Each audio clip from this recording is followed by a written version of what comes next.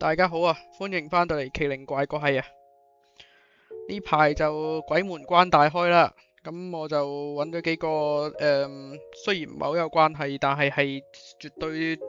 真實嘅恐怖事件俾大家聽下，等大家可以過翻個清涼少少嘅呢個夏天啦，因為都比較熱呢幾日。咁首先呢，第一個呢就係一個叫做因菲爾德怪物嘅嘢嚟嘅。咁就話說1973年嘅時候啦，咁喺呢個伊利諾州嘅因菲爾特呢，咁就有一個男人啊，就同個記者講，佢話佢喺自己個屋企嘅後院嗰度呢，就見到有隻好奇怪嘅小生物啦。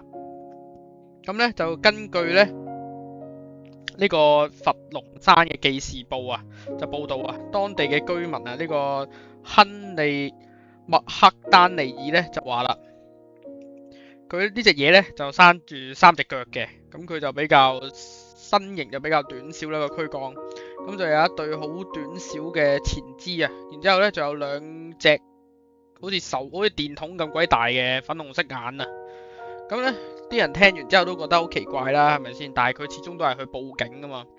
咁呢個警方後嚟呢，就喺佢屋企嗰度搜啦，就發現個門上邊呢，就有啲爪痕，而且佢亦都真係揾到一啲足跡嘅。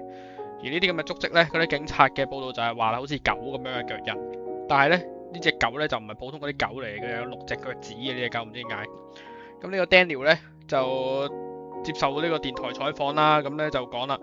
嗱，如果佢哋真係揾到佢呢，就肯定唔係淨得一隻嘅，因為佢話成日見到，而且呢，佢就話佢可以肯定咁話俾所有人聽，呢隻嘢絕對唔係嚟自呢個星球嘅。咁時至今日啊，過咗好幾十年啦。呢件事咧，其實都仲係冇一個好合理嘅解釋，即係冇人知到底嗰啲都咩嚟嘅，但係有好詳細嘅報導啊，有警察上門查過嘅。咁因為佢呢件事嗰個真實性會比較大啲啦，所以其實佢嗰個真實嘅嗰個恐怖程度會高啲嘅，因為始終未知生物，我覺得都係恐怖過鬼鬼怪怪咁樣啦。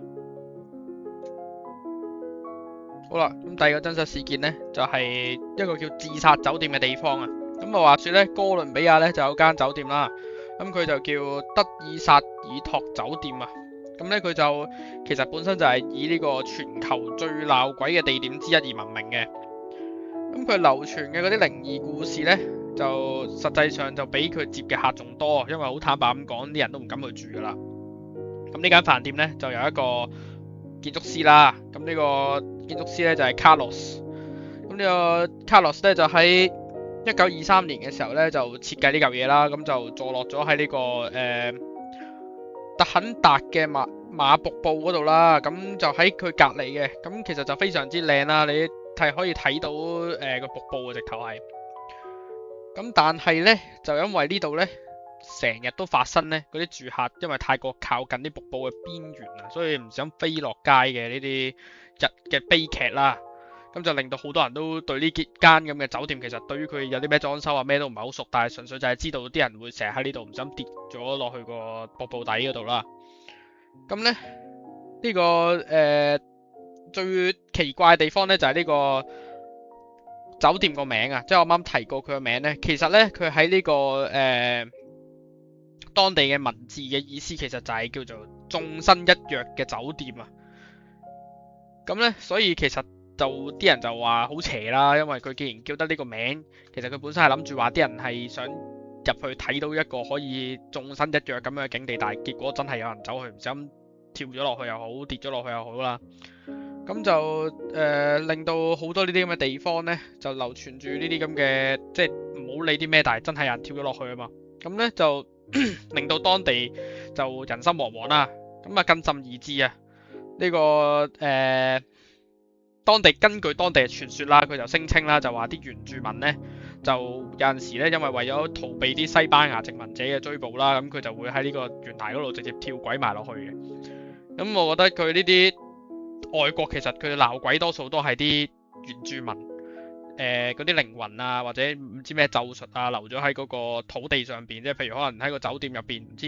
佢好似美國咁樣，佢哋最出名就係話呢個地方發生過嗰啲印第安人大屠殺，有啲獵頭黨，有啲獵頭族咁樣，類似係咁。然之後就話嗰個地方俾人詛咒咗，即係好似我之前有一期講嗰個 Skinwalker 農場咁樣。所以呢啲都係外國比較常見嘅嗰種，你可以話案例或者例子咁樣嘅嘢啦。好啦，第三個真實事件啊，就係呢個斧頭謀殺案嘅故居啊。咁喺呢個愛荷華州嘅呢個維尼斯卡啦。咁呢個斧頭謀殺案嘅故居呢，就係好多呢啲咁嘅獵鬼人啊，即係加個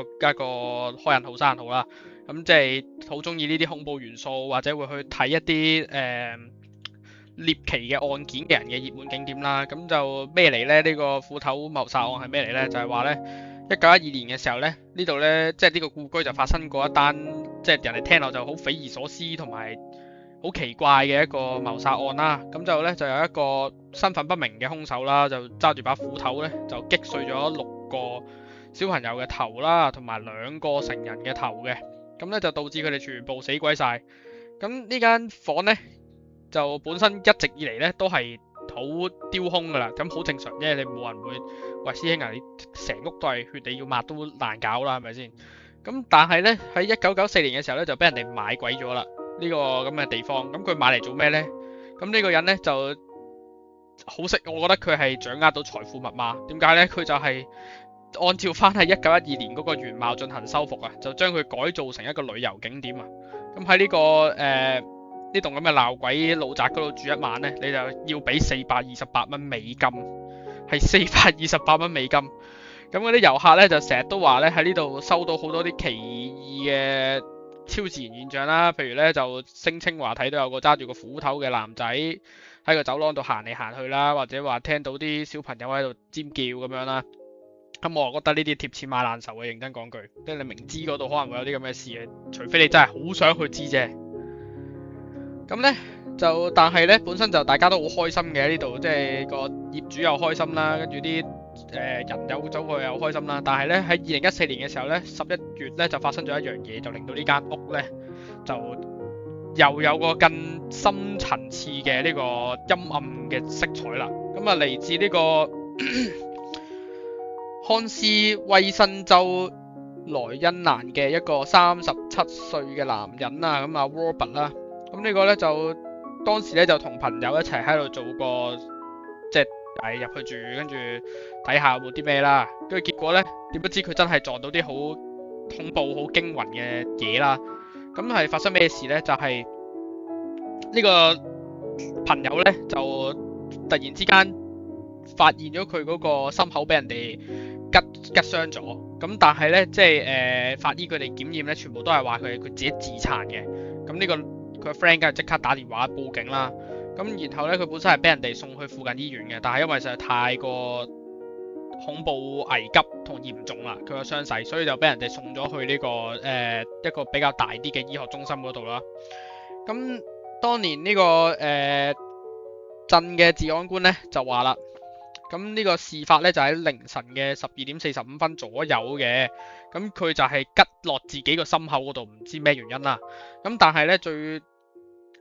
恐怖嘅地方就係呢個時間點恰恰就係同呢個1912年嗰單斧頭謀殺案發生嘅時間係大致吻合嘅。咁所以呢，就冇人知道到底係發生咩事啦。咁呢個人佢傷好咗之後啦，咁佢從來都冇再公開講過當日到底發生過咩事。咁但係咧，呢個屋企嘅主人，即係呢個物業嘅業主呢，就話啦，呢件事咧令到佢自己都好不安。佢就話呢，呢件事係一種對佢間屋嘅曝光，但係唔係佢想，即係唔係人哋覺得期望嘅宣傳效果嚟嘅。佢就話啦，佢唔希望人哋以為呢嚟到呢個故居就會發生啲咁慘嘅事，就導致到佢哋會做呢啲咁嘅極端行為啦。咁佢口就係咁講，但係好坦白咁講，428蚊美金一晚你租俾人哋，其實真係幾好賺。所以呢間咁嘅屋呢，其實而家都仲係對外開放嘅，咁亦都係繼續供人哋去參觀同過夜住宿。我就覺得就真係有啲接受唔到，即係感覺好似你香港咁樣，即係如果你話有一日突然之間兇宅大王，佢將佢自己啲兇宅全部改建晒做博物館，即係可能唔知講淘大咁樣佢嗰